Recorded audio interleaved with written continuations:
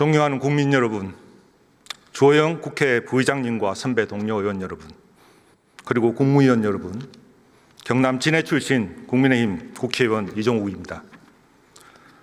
정치가 어지러워도 국민의 삶을 지키는 경제는 결코 퇴보하거나 멈춰서는 안 됩니다.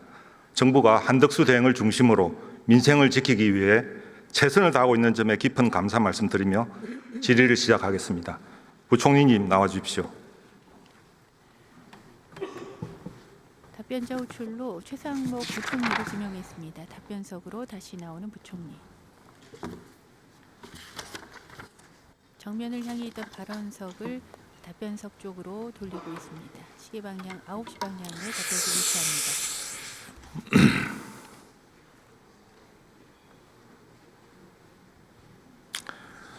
부총리님, 이재명 전 대표 총선 출마 영상 보였습니까? 부분적으로만 봤고 풀 영상은 못 봤습니다. 네, 그 영상에 보면 이재명 전 대표께서 정부 역할이 중요한데 3년 동안 정부는 경제를 방치해두고 있다라고 평가를 했습니다. 글쎄요, 윤석열 정부가 민간 주도 시장 경제한 게 자유방임인지 건전 재정 기조한 게 적극적으로 돈을 풀지 않았다는 이야기인지 모르겠는데 윤석열 정부 지난 3년간의 경제 성과에 대해서 간략히 한 말씀해 주십시오. 네, 간략히 말씀드리겠습니다.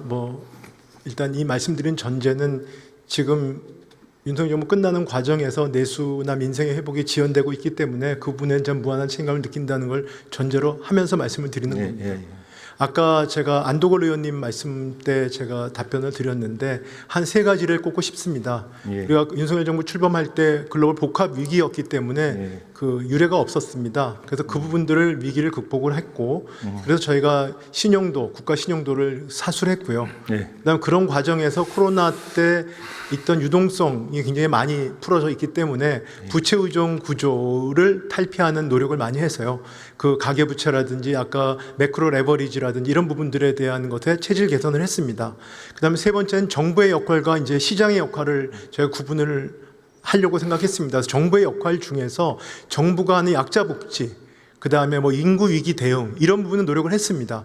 그래서 그런 부분들은 재정을 쓰는 거니까 당장 효과가 있죠. 당장 효과가 있으니까 분배 지표도 개선이 됐고 그다음에 저출생도 반전율도 반전이 좀 됐습니다. 근데 가장 시간이 걸리는 게 결국은 저희가 처음에 위기 극복하느라고 제대로 하지 못한 그러니까 시장 중심의 경제 활력 구조를 만드는 부분들과 거기에 따른 구조 개혁들 부분이었습니다. 근데 그런 부분은 원래 시간이 걸리는 데다가 정부 출범하면서 할 수 없는 그런 여러 가지 상황이 있었기 때문에 그 부분에 대한 효과를 제대로 보지 못하고 오히려 그 관세 충격 때문에 지금 민생이 더 어려워진 것이 개인적으로 굉장히 무한한 책임감을 느끼고 안타깝습니다. 네. 지난 문재인 정부는 참 복이 많았습니다. 초과 세수였고요. 그런데도 코로나 핑계대고 국가 채무 1,000조 원 시대를 여는 등 사실 재정을 원 없이 쓰고 갔습니다.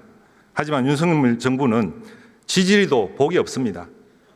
글로벌 복합 위기, 세수 결선 등 어려운 환경이었습니다. 지난 안도걸 의원님께서 큰 선물을 남겨주고 갔다고 했지만 과잉 유동성에 따른 고물가 고금리, 엄청난 부담과 숙제를 물러줬습니다. 그걸 해결한다고 임기 내내 고군분투했다. 저는 이렇게 평가를 하고요. 그다음 한 가지 4+1 개혁에 대해서는 미완이긴 하지만 어떻게 평가하십니까?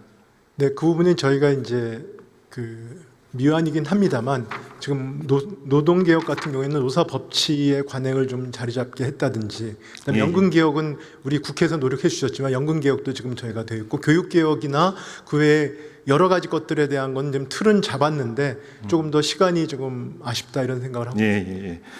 우리 사회의 굉장히 구조적인 문제를 해결하기 위해서 노력했다고 생각이 되고요. 앞으로 그 성과는 역사가 평가해 줄 거라고 생각을 합니다. 그다음에 예비비 문제 한번 질문 드리겠습니다.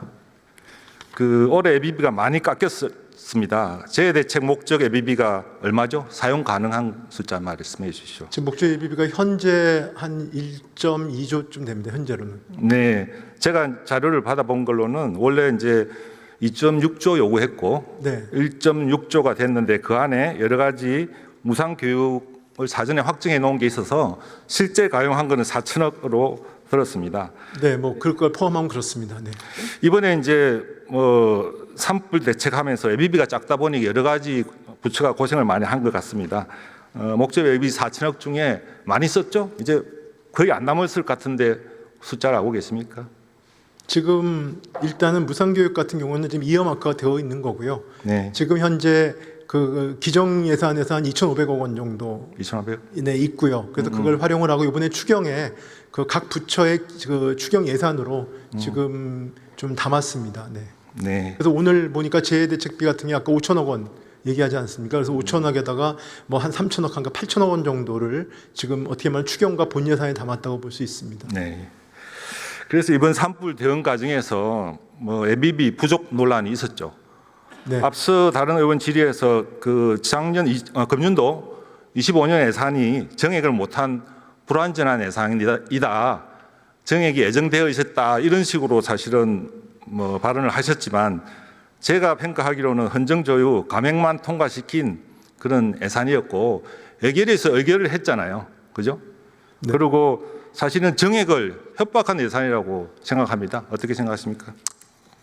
글쎄 뭐 그 부분에서 의원님 말씀하신 거에 대해서 제가 아마 평가엔 그렇고요. 네. 다만 작년에 예비비 그러니까 감액 예산이 통과됐을 때 제가 그 국회에서도 여러 안타깝다는 말씀을 드렸고요. 네. 그런 부분들이 지금 여러 가지로 저희가 출범을 하는 데 있어 발목을 잡고 있는 측면이 있다. 이런 점 말씀드리고 싶습니다. 예, 그래서 사실 예비비 논란과 관련해서 산불 대응 과정에서도 또 예비비가 부족한 거 아니냐 가지고 언론에서 여러 논란이 있었습니다. 민주당에서는 예비비 삭감한 잘못을 물론 인정하고 싶지 않아서 그러는지 예비비가 부족하지 않다. 필요하면 추경해라. 부처 재해 대책비도 있고 국고 채용 부담 행위도 있다. 이런 이제 변명을 늘어놓았습니다. 그렇다 치고요. 부총리 예비비는 사실 예기치 못한 소요에 쓰기 위한 거죠. 네, 네, 그렇습니다. 사용하지 않으면 연말에 불용됩니다. 그죠? 네, 그렇습니다. 예. 그런데 불용되는 건데 왜 무리하게 삭감해서 이 난리를 일으키는지 모르겠습니다. 연말에 불용되면 이자가 발생합니까? 그건 아닙니다만. 아니죠. 네, 네. 예산상의 이자가 계상은 되지만 실제로 예비비라는 거는 차입해야 이자가 발생하는 겁니다. 그런데 이재명 전 대표께서 지난 12월 예비비 삭감이 이제 언론의 쟁점이 됐을 때입니다. 예비비를 삭감한 이유를 이렇게 말씀하셨어요. 쓰지도 않는 예비비 절반 정도 깎아서 나라 빚 갚자. 이자라도 좀 면제받자라고 발언했습니다. 부총리님 맞는 말씀입니까? 글쎄 뭐 제가 그 말씀드리기는 그렇습니다. 네. 네. 예비비는 필요하면 그때 차입하는 거고 미리 빌려가지고 금고에 쌓아 놓는 게 아닙니다. 예비비에 대한 이해가 부족한 것 같습니다. 여기 계시는 민주당 의원님들 아버지 공부 좀 잘 시켜주세요. 네. 자, 네. 이종욱 의원입니다. 예, 아버지 말씀 놓으니까 또 시끄럽습니다. 좀 봐주세요. 저 초선 의원이고 첫 번째 대정부 질문입니다. 여기 초선 의원님들은 조금 봐주세요. 네, 알겠습니다. 최대한 저도 자제하겠습니다. 추경에 대해 질의드리겠습니다. 지금 추경을 당초보다 한 2조 원 정도 정액하셨죠? 그죠? 네, 그렇습니다. 어떤 분야에 조금 더 정액하셨습니까?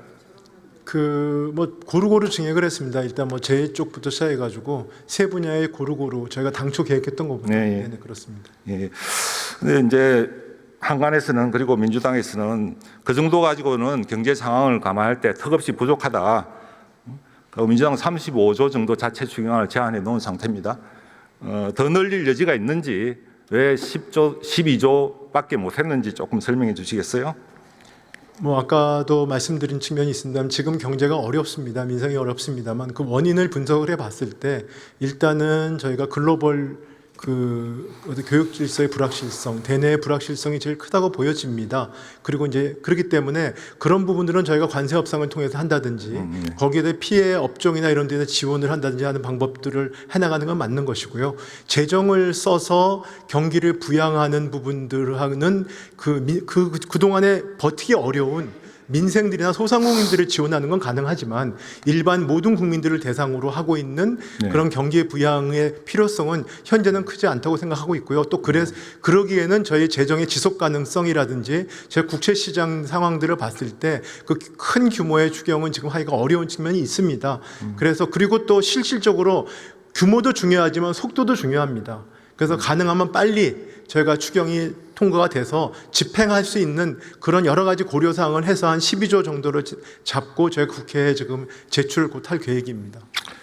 예, 저는 사실 12조 좀 많다고 생각합니다. 지금 관리 재정 수지 결국 3% 넘으셨죠? 이번 추경 내면. 네, 그렇습니다.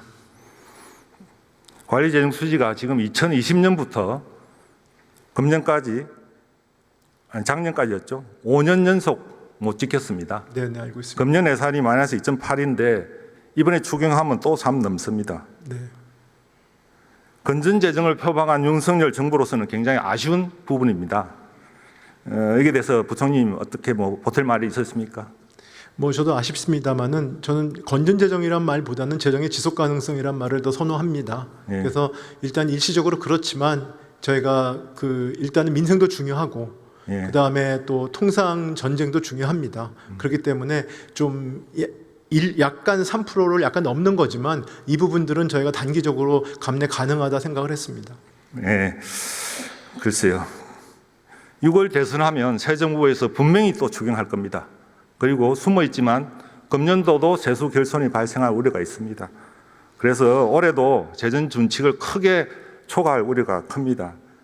부총님이 이렇게 5년, 6년 계속 재정 준칙 어기고 100조씩 재정 적자를 쌓아 나갈 때 대신인도의 문제는 없습니까? 혹시 국제신용평가기관들이 위험성을 지적하진 않나요? 뭐 그런 위험성은 지적을 하고 있습니다.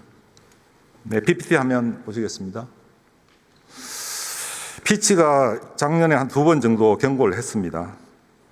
민주당의 방만한 재정 정책에 대해서. 또 어제 무디스 보고서가 하나 더 나왔습니다. 거기 보면 이재명 대선 예비 후보의 기본소득제와 확장적 재정 정책은 추가적인 상승 압력을 가져올 수 있다. 이렇게 강력하게 경고를 했습니다. 그래서 저는 여러 가지 어려움이 있습니다만 현 경제팀에서는 마지막 추경을 하는 과정에서 재정 준칙을 그래도 최대한 지키려는 노력을 해야 된다고 생각합니다. 동의하십니까? 네, 유념하겠습니다. 근데 국회 오면 또 추경 규모가 늘 가능성이 저희는 100%라고 봅니다. 그 과정에서 그러니까 물론 이제 새로운 사업 신규 소요가 많이 발생을 한 만큼 기존 사업 중에서도 사정 변경으로 일부 삭감할 부분이 있습니다. 그래서 그런 구조 조정이라든지 기존 사업 우선순위 조정 노력도 시간 없지만 정부가 해야 된다고 생각하는데 어떻게 생각하십니까? 통상적으로는 뭐 연초에 하는 추경 같은 경우는 쉽지 않은 일입니다만 하여튼 고민을 하겠습니다. 네, 감사합니다. 그다음 이제 세금 문제 하나 질문하겠습니다. 대선이 다가오면서 여야 간의 세 부담 완화 굉장히 뜨겁습니다. 그중에 하나가 근로소득세인데요. 이재명 대표께서 법인 세수는 주는데 왜 근로소득세가 넣냐, 월급쟁이냐 봉이냐며 기본공제 인상을 제안했습니다. 월급쟁이가 봉입니까, 부총리님? 다른 나라에 비해 우리나라 중산층 서민들의 근로소득세 부담이 과합니까, 어떻습니까? 뭐 제가 아는 범위 내에서 최근에 이제 근로소득세 같은 경우는 안정적이기 때문에 네. 좀 그렇게 일시적으로 그렇게 착시가 있습니다만 네. 우리의 어떤 여러 가지 근로소득세를 내지 않는 분들의 비중이 한 33% 되기 때문에 이 부분이 네. 굉장히 많은 부분입니다. 예. 네, 그렇습니다. 제가 알기로 OECD 통계상 실효세율은 저희는 OECD 절반 정도밖에 네, 안 됩니다. 그렇습니다. 예. 그리고 PPT 화면 보시죠. 저희가 국세청 자료를 분석한 결과입니다. 전체 근로자 2,085만 명 중에 689만 명, 한 3분의 1 정도가 면세자입니다. 세금을 한 푼도 안 냅니다. 그 나머지 또 3분의 1 정도, 699만 명은 1년에 100만 원도 안 냅니다. 남아있는 3분의 1이 전체 근로소득세의 95%를 내고 있습니다. 이게 우리나라 근로소득세의 현실입니다. 이 상황에서 이재명 전 대표께서 기본공제 인상을 주장하는 것에 대해서 정부는 어떻게, 방향에 대해서 어떻게 생각하십니까? 부합한다고 생각하십니까? 일단 유력 대선 주자의 알겠습니다. 말씀에 대해서 제가 말씀드리기는 어렵습니다. 네. 과도한 면세자 비율을 낮춰야 됩니다. 또 각종 공제 감면 제도를 정비해서 과세 기반을 강화하는 게 첫 번째 할 일이라고 생각합니다. 잘못된 주장에 국민들이 현혹되지 않도록 기재부는 주무부처로서 적극적으로 설명해 주시기 바랍니다. 네. 예, 부총님 들어가셔도 되겠습니다. 네, 질의 시 PT 재정정책 경고 무디스 25년 4월 7일자 자료가 지나갔고요. 근로소득자가 복입니까라는 원형표가 또 시각자료로 제시됐습니다. 다섯 번째 질문자 이종욱 의원, 국민의힘 경남 창원시 진해구 초선 의원입니다.